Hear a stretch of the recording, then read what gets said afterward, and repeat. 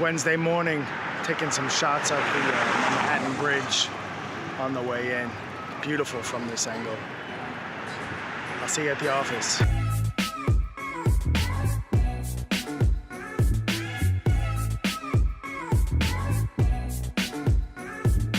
So I have a couple of minutes while a proof is printing. So I have a couple of things around the studio that I've really been wanting to tackle that have been annoying the hell out of me. There's this one wire that's just all over the place that I want to fix. So I'm gonna fix it today.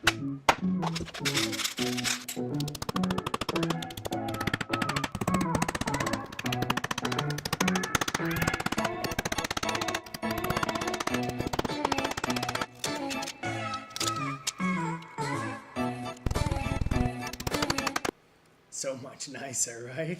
So one of the things I'd like to talk about today, kind of keeping on this positive mindset idea for the week, has been it's self-awareness. Over the break, when I took the couple of weeks off from vlogging and creating videos, I really tried to do some soul searching to figure out what makes me happy and what I like to do and what I want to do with these videos and with YouTube, and even kind of what I've always done with my life.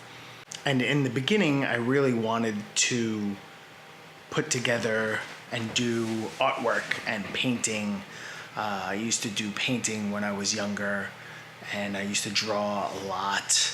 I also used to do music. I used to play guitar and bass and trumpet back in high school and stuff like that. I do love music, and I really enjoyed music. When I was applying for college, I kind of had no idea what I wanted to do, and I wasn't a very good student. I was really awful at English, and social studies was fine. I mean, it's history and stuff like that, which was, okay.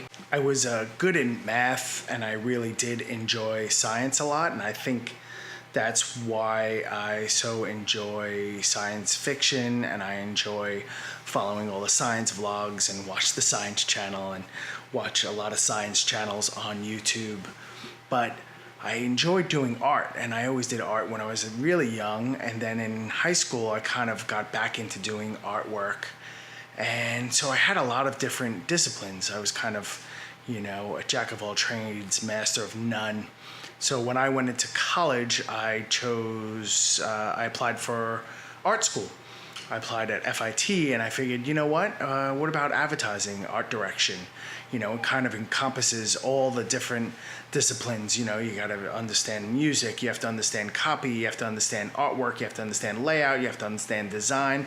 And I was interested in most of those things, not necessarily the copy, but that's why you have copy editors or copywriters. So I studied advertising design, and then I studied advertising and communications. And I got a few internships and different jobs in the advertising field back when I first started, and I really didn't like the politics and the hierarchy, and that, as a starting art director, you're never gonna do anything interesting. You're only gonna work for the creative directors, and you're gonna work on crappy ads, and I just didn't enjoy that industry at all.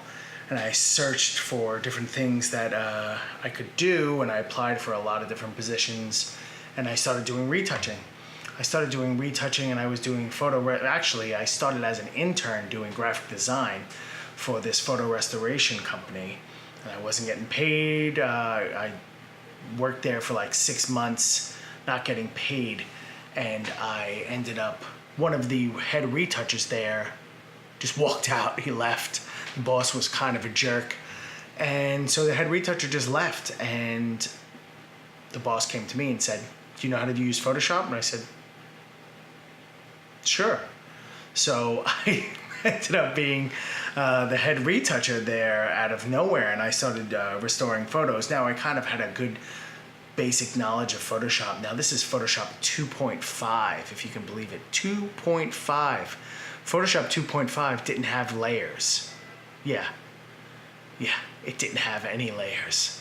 You could float something, which was kind of like keeping it on a layer, but as soon as you unclicked it would flatten back down. So I learned how to retouch and retouch really quickly. And I was doing a lot of photo restorations. I was there for like a year and a half, and then I started doing, I moved on to another job. I got another job at a much higher end retouching studio, and I learned a ton there and working with clients. And a lot of those clients moved on when I left there and started my Q Studios, my own company. So they were working with me, and I've worked with them for 25 years, really. So I realized that, yeah, I enjoy doing art, and I enjoy doing music, and I enjoy doing painting and drawing and all these other things. But one of the things that's key to me, I really do enjoy helping people. I really do enjoy collaborating with photographers and art directors and creative directors and 3D artists and illustrators. I enjoy that process. I also enjoy sitting down with these creative people and coming up with solutions, giving my input and helping build an image and enhance an image in a way that makes the image that much better. So really, retouching is all about working with other people and helping, I mean, I'm not the main artist. I'm just, a cog in the machine, but I help everybody realize their vision.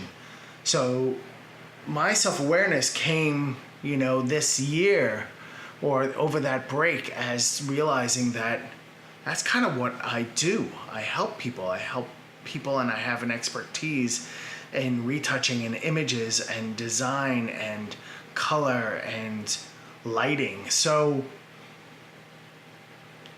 you kind of have to be self-aware. You have to understand that what you're good at and what you enjoy doing. I really do enjoy what I do.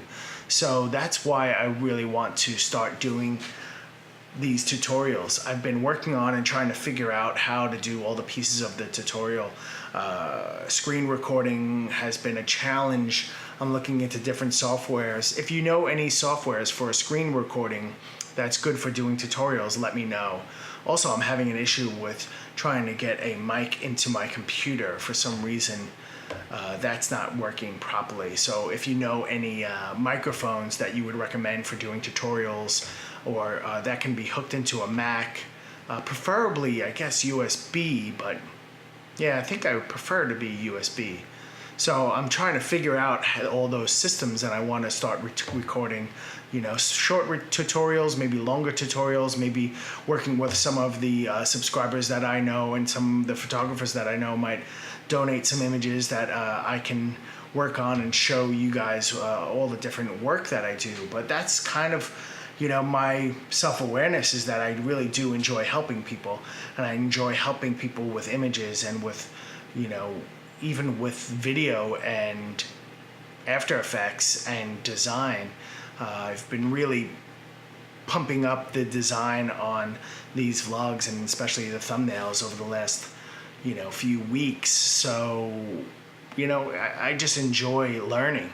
I enjoy learning new software. I do what I do really well, and I'm really good at it. So I really need to double down on those strengths and helping people and putting out content and figuring out solutions for video and After Effects and color and stuff like that is what I excel at. And that's what I'm going to focus this channel more on. I still have a full-time job. I still run a retouching studio that's fairly busy, if you haven't noticed. But I really want to try to focus in on doing these type of, helping projects. I have a lot of experience, so I would like to share that knowledge and put it out there for everybody to use. The interesting thing about figuring out who you are and understanding your self-awareness is that it can apply to lots of different things in your life. Understanding that you're a certain way can really change your point of view on how you act with others and how you act in business and how you act with friends. So I think I've always known that I enjoy helping people, but it's really solidified that that's what I need to double down on and just put all my chips in, go all in. So very interesting. I feel good. Let me know if what your strengths are and all that stuff. If you feel that you're self-aware, or if I can help you become self-aware. I don't know how. I'd love to figure it out. Hit that like button and make sure you hit that subscribe button. And I will see you tomorrow. Have a good night. Look at the city behind me.